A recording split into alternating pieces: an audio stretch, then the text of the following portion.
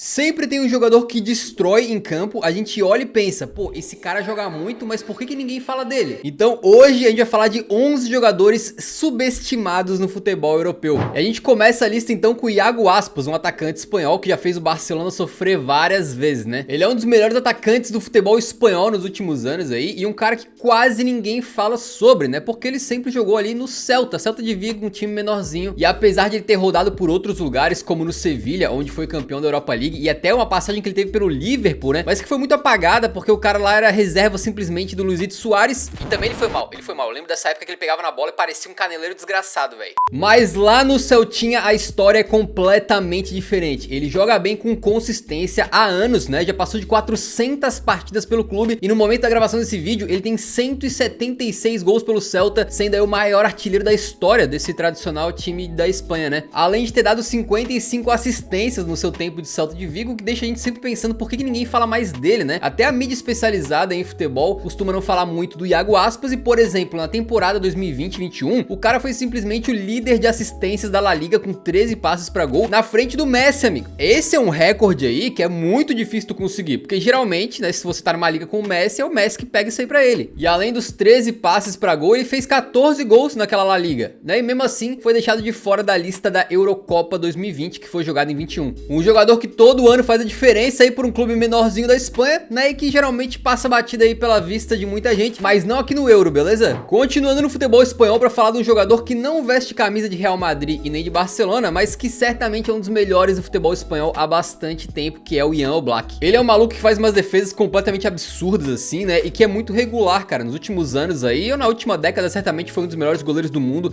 em vários momentos, mas sempre que rola uma discussão de melhor goleiro e pá, cara, geralmente a galera não fala muito do Oblak, né? Tu ouve mais falar do Donnarumma, né, do Courtois, do Alisson, do Ederson, do Ter Stegen, ou até do Buffon nos seus tempos melhores aí, e o Oblak geralmente é mais escanteado, mesmo tendo sido aí, cara, um dos principais jogadores do Atlético de Madrid, que é um time grande, obviamente, aí, nos últimos anos, e o cara sempre tem atuações espetaculares aí, né? Por exemplo, naquela vez que o Liverpool foi eliminado pelo Atlético de Madrid na Champions com 2 gols do Marcos Llorente, você lembra, né? A gente lembra do Marcos Llorente metendo os gols, né? Foi fantástico. Agora, o que a gente não lembra é que o Oblak fechou o gol, amigo. Uma defesa atrás da outra, salvou vários gols. Se fosse um goleiro medianinho ali, tinha tomado uns 3, velho. E lá na Espanha tem um troféu chamado Troféu Zamora, que é entregue pro goleiro que teve a melhor média de gols tomados na La Liga. Ou seja, dividindo o número de gols que o cara tomou por partidas que ele jogou, quem tiver a menor média, obviamente, ganha esse prêmio aí. E o Oblak, que chegou no Atlético de Madrid em 2014, já ganhou o Troféu Zamora 5 vezes, amigo. Sendo que 4 vezes foram consecutivas. O que só mostra como o cara é diferenciado porque ele não joga em nenhuma das duas maiores potências da Espanha. Além disso, o cara também tem títulos no currículo aí, né, cara? Venceu o Campeonato Português com o Benfica, venceu o Campeonato Espanhol com o Atlético de Madrid, e digamos que se ele jogasse num time mais midiáticozinho, de repente lá na Inglaterra, né, ele certamente seria mais considerado aí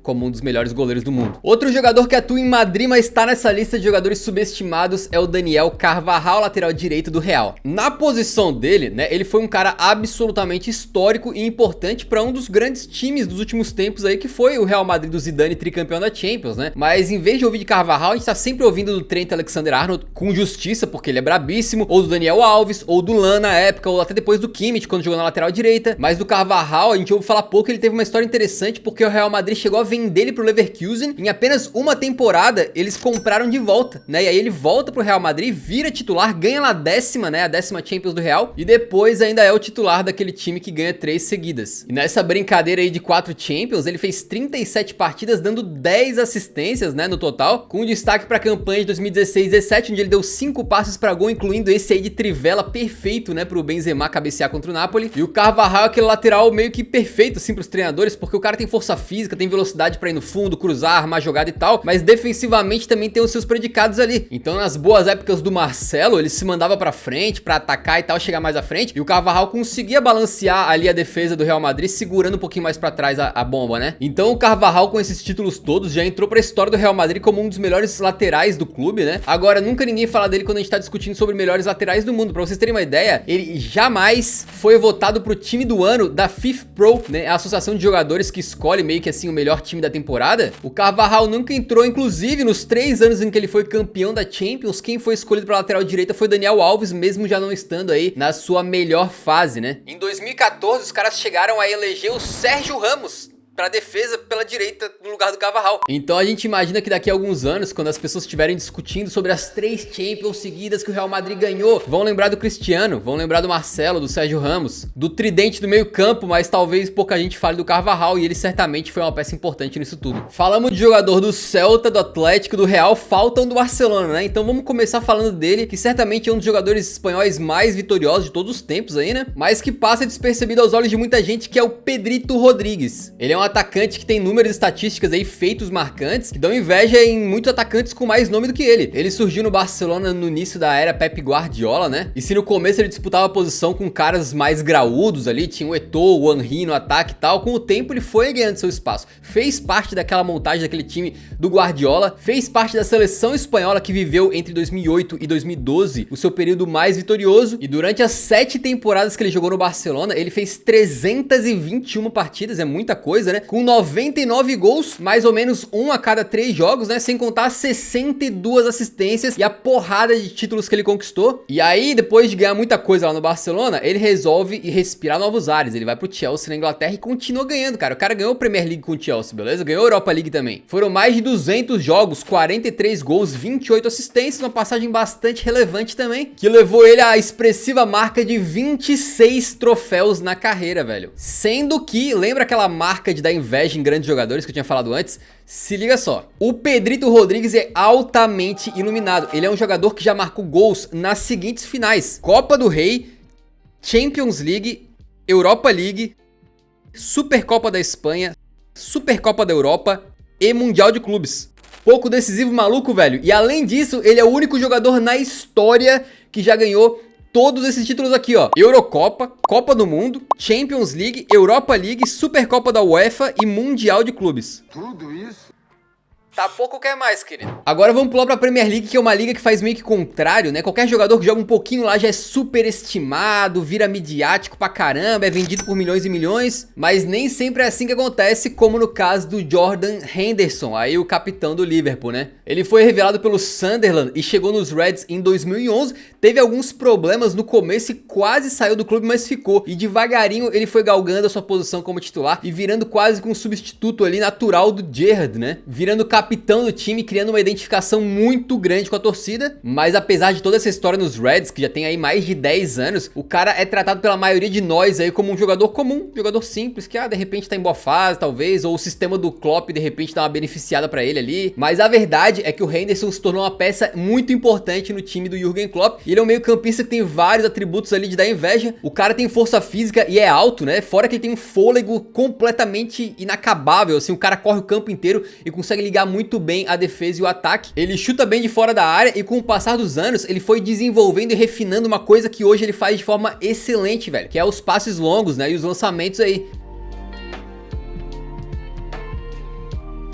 Não é à toa que ele é titular do Liverpool já faz muitos anos. E se você for ver no meio campo ali, cara, os Reds já tiveram vários jogadores que de repente eram titulares em algum momento, depois reservas em outro, né? A gente tá falando aí do Naby Keita, do Chamberlain, até do Fabinho que chegou em 2018, do Wijnaldum. Então teve bastante rotação ali, mas o Henderson geralmente é o cara de confiança do Klopp e foi um maluco muito importante pros títulos da Premier League e da Champions League que vieram aí recentemente. No momento que eu estou gravando esse vídeo, ele já tem mais de 400 partidas pelo Liverpool e parece ser aquele tipo de cara que vai ficar por lá, né? Vai se aposentar por lá, não sei se um dia ele vai sair não. Outro meio campista subestimado no futebol inglês a gente conhece bem, que é o Fernandinho do Brasil. Principalmente no nosso país aí, né, cara? Ele nunca foi reconhecido da forma como deveria, talvez por ter feito a maior parte da carreira na gringa, ou talvez por ter sido um dos caras que estava presente tanto no 7-1 quanto na eliminação pra Bélgica em 2018 na Copa do Mundo, inclusive fazendo um gol contra, que meio que tipo não foi culpa dele, mas a galera acaba botando a culpa no cara assim. Mas o fato é que desde que ele chegou no Manchester City em 2013, ele vem fazendo uma história muito bonita lá no futebol europeu. Quando ele chegou, ele não demorou muito pra se tornar titular lá na temporada 2013, 2014, fez 46 jogos, por exemplo, ajudando o Manchester City a levar aquela Premier League pra casa, né? E se o City se tornou nos últimos anos uma potência no futebol inglês, né, um papão de títulos aí, muito se deve à presença do Fernandinho, ao lado de outros caras históricos como o Davi Silva, o Agüero e o próprio Kompany também, o zagueiro. E pra vocês terem uma ideia, quando o Guardiola chega, né, na temporada 2016-17 lá no City, ele tem uma temporada de adaptação, mas daí na próxima ele meio que começa a identificar vários caras que ele não pensava que ele ia utilizar, que não se adaptavam ao estilo de jogo dele, que não eram bons o suficiente, começa a dispensar uma porrada de gente. Mas o Fernandinho não, amigo. O Fernandinho, pelo contrário, fica no clube, se torna um dos homens de confiança do Pep Guardiola e uma peça importante daquele time que foi campeão em 2018, por exemplo, batendo 100 pontos e depois em 2019 batendo 98 pontos. Um volante que carrega e carregava o piano para caras mais qualificados ali como o Kevin De Bruyne e o Davi Silva, mas que também tem bom passe. E já veterano com o passar dos anos, no momento da gravação desse vídeo, ele virou reserva assim do Rodri, né, que é um volante muito mais jovem do que ele, então isso pesa. Porém, ele mesmo assim continua jogando bastante e continua sendo muito importante, um líder ali daquele elenco. Já são quase 400 jogos disputados pelo Manchester City, uma pá de títulos conquistados, inclusive aí 4 Premier Leagues, né? E a gente não falou muito da passagem dele pelo Shakhtar da Ucrânia antes do City, porque é uma liga um pouco mais fraca e tal, mas e se eu te falar que ele fez quase 300 jogos pelo Shakhtar e que ganhou o campeonato ucraniano 7 vezes, mano, incluindo 17 títulos por lá ao total, é mole? Continuamos no Manchester City pra falar de mais um cara que é muito subestimado nas interwebs aí, que é o Ilkay Gundogan, né? Um cara que jogou muito no Borussia Dortmund no passado e atualmente no Manchester City. Em 5 anos de Dortmund, ele fez mais de 150 jogos, sendo um cara absolutamente importante naquele time encantador do Jürgen Klopp, que ganhou o campeonato alemão e foi pra uma final de Champions, né? Pra quem não lembra, é ele, o Gundogan, que faz o gol do Dortmund naquela final perdida pro Bayern de Munique por 2-1. E aí ele vai pro Manchester City em 2016, escolhido a dedo lá pelo Pep Guardiola, e quando chega tem um pouco de dificuldade, porque na frente dele como armadores do time ali no meio campo, tem nada mais nada menos do que Kevin De Bruyne e Davi Silva, né? Dois dos grandiosos meias aí que a gente teve no futebol europeu na última década. Só que aí em 2020, o mago Davi Silva encerra o seu ciclo no Manchester City e na temporada 2021 o Kevin De Bruyne também sofre com algumas lesões, o que querendo ou não acaba abrindo espaço pro Gundogan jogar mais e foi aí que ele explodiu, amigo. Ele assumiu o protagonismo do Manchester City e passou a ser decisivo em quase todo jogo aí, mesmo sem ser atacante, né? Pra vocês terem uma ideia, o artilheiro do City campeão da Premier League em 2020-21 foi o Gundogan com 13 gols, beleza? Na temporada inteira foram 17 gols e 5 assistências, números muito especiais pra um cara que geralmente não tá jogando de meio atacante, né? Geralmente um pouquinho mais pra trás ali, meio que como um segundo volante. E essa temporada 2021 do City talvez tenha sido a mais bem sucedida do clube aí, né, cara? Porque ganhou o campeonato inglês e foi pra uma final de Champions. Só que o Gundogan no meio disso tudo acaba sendo muito subestimado, porque o crédito para essas coisas fica com um jogador mais popular, que na última temporada não foi lá tão bom assim, mano, mas foi escolhido o melhor jogador da Premier League, que é o Kevin De Bruyne. Exato, a associação de jogadores votou ele na frente do Gundogan, inclusive na frente do Kane, né, que pô, por favor, né, o Kane foi o artilheiro e líder de assistência da Premier League ao mesmo tempo, velho. E os caras botaram que o Kevin De Bruyne foi o melhor jogador. Então tá, né? Ah, mas será que ele é tão subestimado assim? Cara, pega a lista da Bola de Ouro 2021, tem 30 nomes lá, beleza? Tem o Rúben Dias do City, tem o Phil Foden, tem o Mahrez, tem o Kevin De Bruyne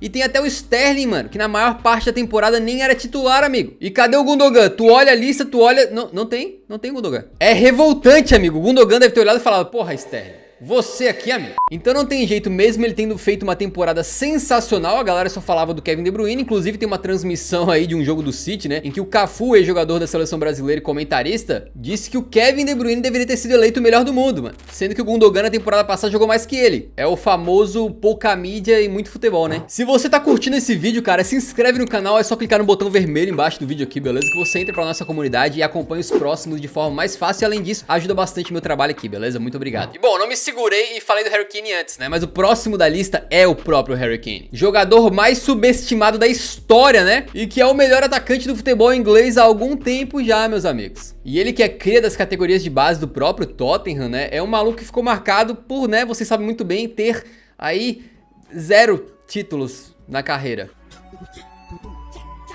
E talvez esse seja um dos principais motivos pelas pessoas não valorizarem o Kane como ele deveria. Afinal, a gente acaba sempre olhando muito pra título, né? Pra conquistas aí. É aí que estão os holofotes. Mas o Kane não. O Kane bateu na trave. Na Eurocopa, foi vice. Na Premier League, foi vice. Na Champions League, foi vice. Na Copa da Liga, foi vice. Pô, se vice contasse como título, hein? Mas as pessoas têm que entender que o Kane sacrificou a sua carreira ficando no Tottenham, né? Coitado, velho. Se os títulos não vieram, não foi por causa dele, né? A parte dele ele fez e fez muito bem feita. No momento da gravação desse vídeo, ele tem mais de 360 partidas pelo Tottenham, 234 gols, 52 assistências. Números que colocam ele como o segundo maior artilheiro da história dos Spurs. E se ele continuar jogando por lá, certamente se tornará o maior artilheiro. Além disso, todo mundo costuma badalar a Premier League, dizendo que é a liga mais disputada, é a liga mais midiática e tal. É uma liga difícil de você meter gol, beleza? Então se liga no histórico do Harry Kane de gols aí nas últimas temporadas. 2014, 2015, 21 gols. E aí depois, 25 gols, 29 gols, 30 gols, 17 gols, 18 gols e 23 gols. Sendo que em 3 dessas ocasiões aí, ele foi o artilheiro da Premier League, né? E nas únicas 2 vezes que ele não chegou em 20 gols, é porque ele acabou tendo uma lesãozinha ou outra e jogou menos de 30 partidas. É uma média fantástica para um jogador que joga no Tottenham, né? Que apesar do meu amor pelo clube, aí a gente sabe que não é um clube com tanto poderio quanto outros aí nos últimos anos. Não teve tantos jogadores badalados e craques mundiais como tiveram, sei lá, City, United e Liverpool nos últimos anos aí. Além disso, ele tem números espetaculares contra os outros times do Big Six, né? Ou seja, Arsenal, City, United, Chelsea, Liverpool. Ele mete gol bastante contra esses caras. E na temporada 2021, como eu falei na Premier League, ele não só foi o artilheiro, como o maior assistente da liga, mano. Harry Kane já pegou até no gol, amigo. Já bancou uma de goleiro, sim. Só que apesar disso tudo, quando a gente fala em centroavante grande no futebol mundial, a galera lembra do Leva, lembra do Haaland. Alguém é capaz de ter falado do Mbappé, mas do Harry Kane pouca gente lembra. Mas pelo menos ele pode contar aí com um amigo, né? Porque o Luiz Roberto, grande narrador aí do futebol brasileiro, criou um bordão em homenagem ao Kane.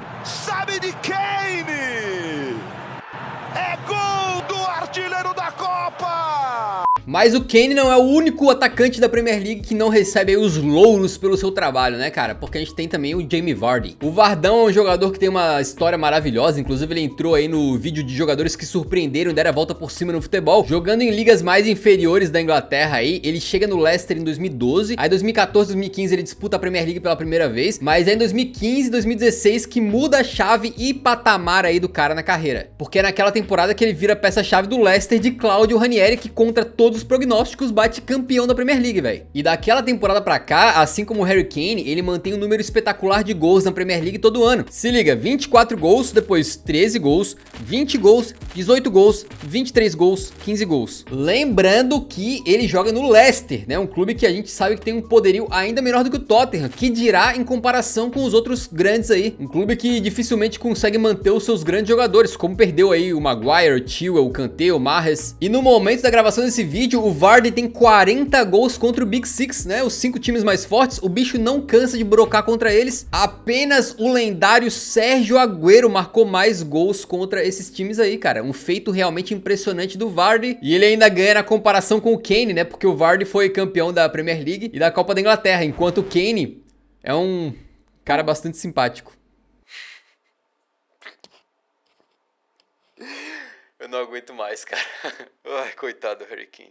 E a gente vai chegando no clímax dessa lista pra falar de um cara que já foi mais subestimado do que ele é hoje, mas ainda assim ele é subestimado, que é o Karim Benzema. E eu digo isso porque quando ele jogava com o Cristiano Ronaldo, meio que ele era sempre coadjuvante, né? A gente falava do Ronaldo e o Benzema, às vezes ninguém nem lembrava que existia. Só que quando o Cristiano Ronaldo sai do Real Madrid em 2018, aí o Benzemito começa a se destacar mais, a puxar o protagonismo e também a atenção pra ele, né? A galera começa a perceber mais como ele joga bola. E eu me incluo nisso, tá? Porque lá pra 2015, 2016, a conta que eu tinha no Twitter antes do Eurofoot ainda, ela foi banida, não existe mais, tá? Chegou a twittar saindo dos meus dedos que Karim Benzema não era atacante de nível pro Real Madrid. Como eu estava errado, né? Me perdoem aí os deuses do futebol, velho. Prova disso é que em 2021 o cara estava jogando já uma bola absurda e acabou ficando em 4º lugar, tanto na lista da bola de ouro, quanto na lista do prêmio de melhor do mundo da FIFA, o The Best. E tem mais, algumas pessoas, principalmente na Espanha, defendiam que o Benzema poderia ganhar, mano. Que ele era apto a ganhar esse prêmio de melhor do mundo. No momento da gravação desse vídeo, ele está voando, né? E muita gente considera ele, pelo menos ali no top 5 jogadores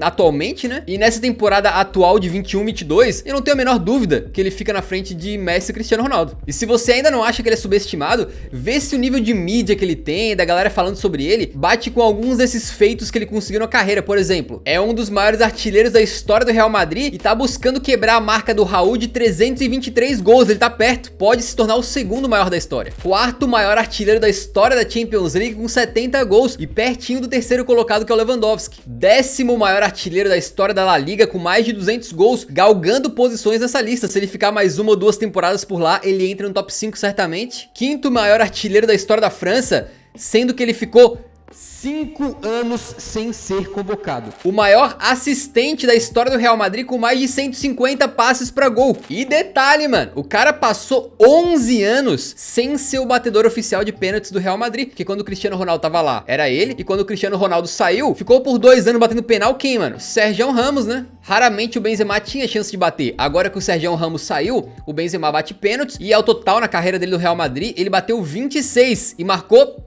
todos. Ele converteu todos, ele nunca perdeu um pênalti pelo Real Madrid. Para aí rapidão porque deu ruim. O homem tá no 13º ano de Real Madrid sem perder pênalti. Aí 2 dias depois de eu gravar esse vídeo, ele perdeu um. Zicada forte, né? Mas segue o vídeo, velho.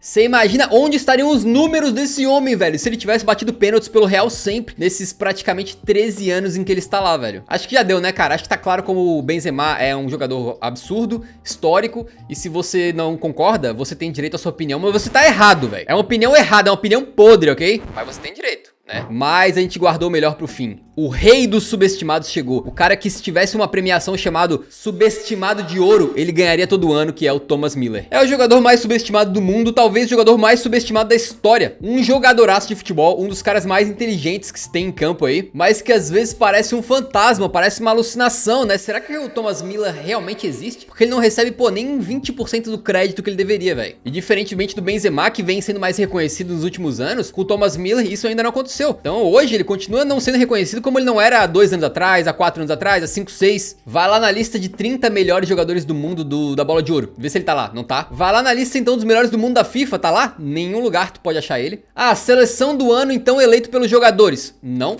Ah, na seleção desse ano que ele não entrou, né, em 2021. Não, amigo, ele nunca entrou na seleção do ano, em nenhum ano. Artilheiro da Copa do Mundo 2010, entrou na seleção? Não. Campeão da Tríplice Coroa em 2013, entrou na seleção? Nada. Campeão do mundo em 2014, Müller tava lá? Nada. Ganhou todos os títulos possíveis em 2020. Entrou pra seleção do ano? Não. O fantasma do futebol, velho. Ninguém enxerga o Thomas Müller. E a gente olha pra carreira dele e simplesmente não consegue entender como, cara. Eu vou te falar alguns dados sobre o cara. Ele já é o 3º maior artilheiro da história do Bayern de Munique com mais de 220 gols. É o 7º maior artilheiro da história da Champions League com 50 gols. Sendo que se você olhar o top 10, todos os caras fora o Müller eram tipo a principal referência no ataque do time, o principal goleador. O Müller é o único desses caras que joga mais pra trás, com uma função um pouco mais de armador, né? O 8º maior artilheiro das Copas do Mundo com 10 gols. Desde que virou jogador profissional, ele é o 2º cara que deu mais assistências nas principais ligas europeias, com mais de 150 passes pra gol. Ele fica atrás apenas do Lionel Messi. Por falar em Messi, o Thomas Müller é carrasco do Barcelona em Champions League, já meteu 8 gols contra o Barça. Titular do Bayern de Munique há mais de 10 anos, já chegou em 4 finais de Champions League, já venceu 2 tríplices coroas, venceu a Copa do Mundo, tem mais de 30 títulos na carreira, sendo crucial e importante em todos eles. Mesmo assim, não é destacado, ninguém fala do Müller. E é curioso porque eu até me incluo nisso, né? Eu tenho outro canal de FIFA, pra quem não sabe, que é o Beatfoot, e lá eu faço vídeos contratando jogadores direto, e cara, raramente passa na minha cabeça contratar o Müller, né? Eu já gravei milhares de vídeos lá, e cara, deve dar pra contar nos dedos o número de vezes que o Müller apareceu, saca? Então, infelizmente, esse negócio de subestimar o Müller é generalizado mesmo. Não sei se é porque ele tem cara meio que de perna de pau, né? Ele corre de uma forma meio estranha assim e tal, ou por ele ser meio doidão às vezes, cara. O fato é que o Thomas Müller é um craque geracional aí, que jamais recebeu e jamais receberá todo o reconhecimento que ele deveria, cara. Talvez no futuro, né? Daqui uns 30 anos, quando o cara estiver aposentado, ou talvez daqui 50 anos, quando ele falecer, a gente fala, pô, Thomas Müller jogava muito. Mas hoje o cara tá aqui,